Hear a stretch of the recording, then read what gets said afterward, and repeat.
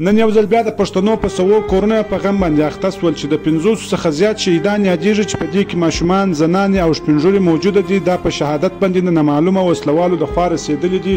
پارچنار علاقه ورته وایي چې پېښور ته نږدې د دغه کم کسان چې و پېښور ته د سفر په حالات کې و، مسافر و، پېښور ته کله عام خاص د نامعلومه وسلوال د خوا پر دې باندې پیرنګونه سوي دي چې د 500 څخه زیات په شهادت باندې رسېدلي دي. دا زموږ پښتانه او د 80 څخه زیات اوس هم په هسپتالو کې موجوده دي.